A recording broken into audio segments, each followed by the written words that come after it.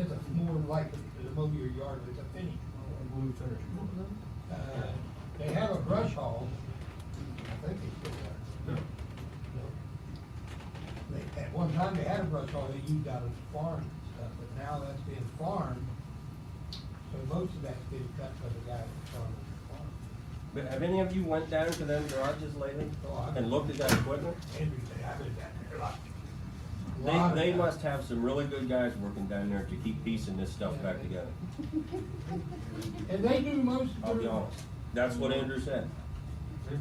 How much money do they save in a year by fixing their own equipment? You have no idea. It's gotta be thousands and thousands of dollars.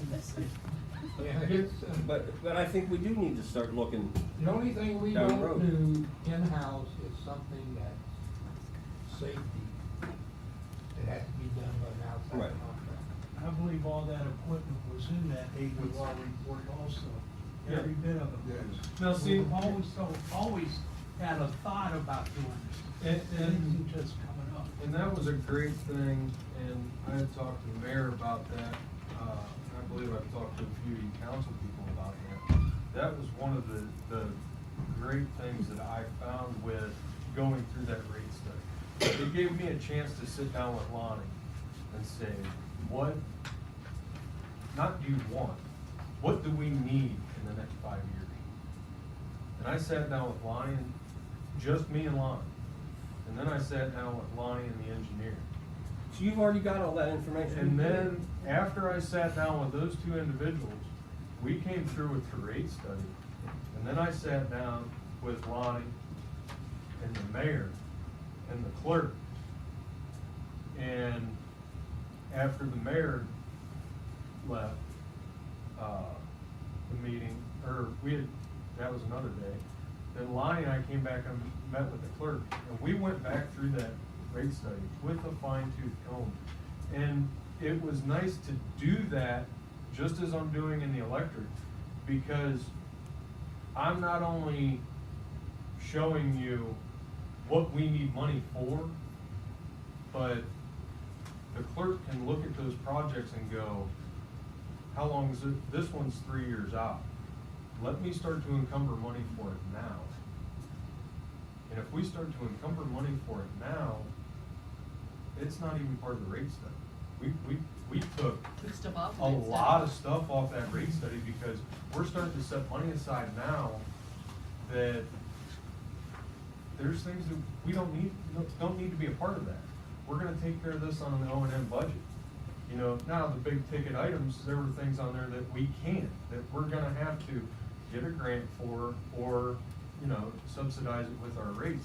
But a lot of that, we trimmed down quite a bit just by saying, clerk, we need to do this. You know, this is not gonna last very long. This, yeah, we can probably put 3 or 4 years down the road. This, we're probably looking at 24 months at best. Okay, let's start setting this money aside. You know, So does that information get brought to council? some of those projects, we were able to piece out as far as,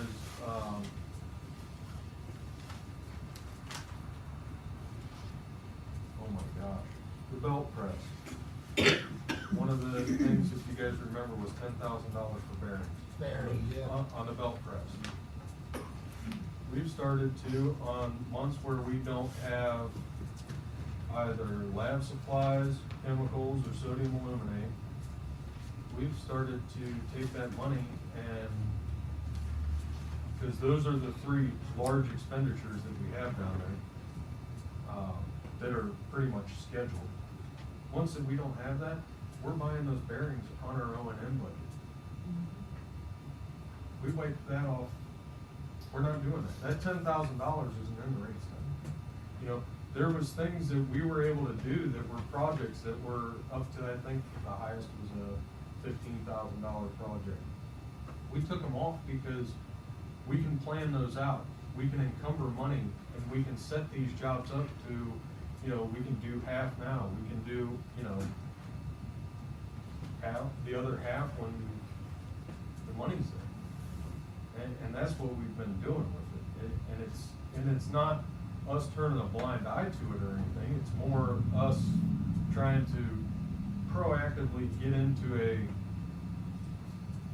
maintenance schedule because we have a plant that's 10 years old. When you think that, a perpetual list, things that's going off, coming on, going off, a lot of times I've noticed that we'll talk about something and then it goes away. And you never hear about it again for months and months and months. And then you hear about it again. Where if you had like a list, of things that are facing the village, and as they're, you know, as they come on, as they go off and out, where you don't have that. You have bits and pieces of information here, bits and pieces there. Okay. And it's hard to keep up with it. I'll put something together for you. That's not a problem. Yeah, But- that's, But you are being proactive, and the rate study is us being proactive. I mean, right, we're working on all of this stuff. right. I mean, in the grand scheme of things, we're really, I mean, I feel like we've moved forward in the last probably 3 years a lot. And, well, in the last 5 years, a lot. As far as, you know. My personal opinion is we move forward once we get rid of the BPA. I mean, when I call Debbie and I tell her, I could call her on Wednesday, and Wednesday we're doing a water dig down here on Second Avenue. We've got a break, and when I call her on Wednesday, without even bringing up what job I'm on, I tell her I need a PO, and she goes, "You're on that water dig down on Second." Yeah, and that's, you know, just from in passing at the office. This is what's going on. I need set a pad of paper aside because I may possibly need a PO for this, this, and this. And when I call her within minutes, I've got a PO, whether it's parts I need or sand and gravel, just to fill the hole. I mean, it's become very cohesive as far as, you know, the internetwork that we have. So, I mean, but I can compile that list for you. That's not an issue at all. I think that would be a good idea. Like I said, and like every council meeting, you know, have it as part of the. Yeah, Take a few minutes to look at it. Yeah, and, yeah, not a problem. like I said, we'll set up the meeting with Debbie, 2 hours for council? Give her time, go home and eat. On the 15th. I'd say an hour, unless you people have a lot to talk about, I'm gonna give you your records and say, here you are. Yeah, because once she does that, she's out of the loop. Yeah, it's up to you to, I mean, I can tell you what's happened real quick in passing, cause you miss a lot because you're not here, like Amy said, it's changing every day. I can bring you up to speed on stuff, but then it's gonna be your people's meeting, not mine. I know that. Because you're still going right back to her, she's still here and saying, where did I get this money from? It's up to council to see where that money comes out of the paper stuff. I never said we were gonna. No, I said. He said, be nice to each other, and don't get That was hard. last Oh, well, that's no fun. That's no fun. and Don't I ain't gonna be nice to you. drag out arguments and be nice to each other. But I don't want it said that we weren't looking into all that, because it was involved in the ADR. Every bit of what you brought up tonight was in that ADR. That's why we all approved the rate increase. I'm not saying it So wasn't. we can do that. I'm not saying it was. I'm saying, you gotta quit going back to her and say, where do I get this money That's too. Well, I have no problem with that. to cover this project or that project? Not only ADR, it's other stuff too, everything pertaining to the bill. But I mean, as far as that, I mean, you'd still want Debbie's opinion about it because She's she gonna- knows the ins and outs of She's it that gonna we give don't. it to you at the beginning and then it's up to each individual committee to make the decision. Or bring it to council to make the decision. Usually I've been told I'm too opinionated and I shouldn't be talking. Are we done with this now? Okay, now when's the first meeting gonna be? 15th? At what time? 6? 6. Okay. I'm not on the committee, but can I come to that as well? No? You're a member of all committees. You're the mayor. You're the chief executive officer. Oh, God. But I will tell you, if an additional council person will come, I make it quite clear they keep their mouth shut and they don't participate in the discussion. You know, you set off to If the they're not side. acting in. Right, because it. Oh, I just wanna go to this. Yeah, cause it would be unethical and Yeah. Well, we've done that before, yeah, other council members can come to a committee meeting, but they cannot contribute. They can just listen. Because if you did, it has to be advertised. Yeah. Well, yeah, because it's a quorum of us then. Okay, that covers that, correct? We got our vote for the, Mm-hmm. we talked about that, we talked about that. The lift station, I think that was in your thing there from ADR, they talked about. Yeah, we got a letter on that. Yeah, we got that. Debbie, I'll tell you what, I'm gonna, there was this radon thing that they sent us, which has some good information for residents. I was thinking about making a copy of it and putting it in the post office, or did you already do that? We didn't do that yet, but we'll make copies and put them up there too. Okay, very good. We need to discuss that ordinance of the OHAB basic code. Correct? Andrew, do we get a report from Kent about the water? Yes. Yeah, you get one. They're doing all the testing and everything, so Sebring's got this problem now with lead. I addressed this with the mayor last week. We will be testing this year. We typically test in the summer. Because we're a distributor of Canton's water, we go off of their testing, but we are required to test, I believe it's every 2 years, Lonnie told me, and this Oh, year. even though they test. This year is our year to test. So we will be testing this summer.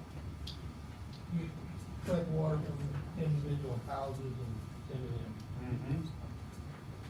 Various places on the whole distribution system. And they don't keep running the same ones over and over and over and over.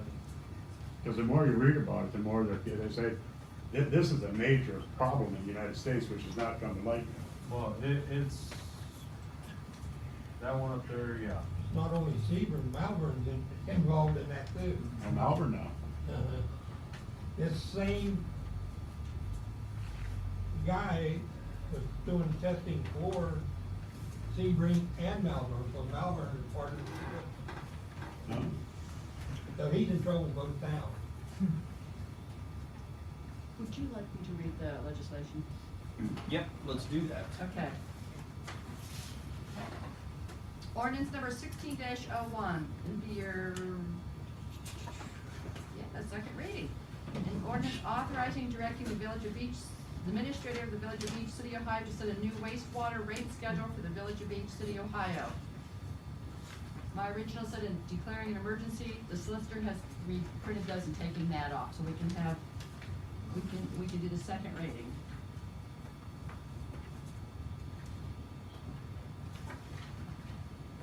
Do the second reading of ordinance number 16-02, an ordinance authorizing and directing the village administrator of the Village of Beach, City, Ohio, to set a new water rate schedule for the Village of Beach, City, Ohio. Your second reading.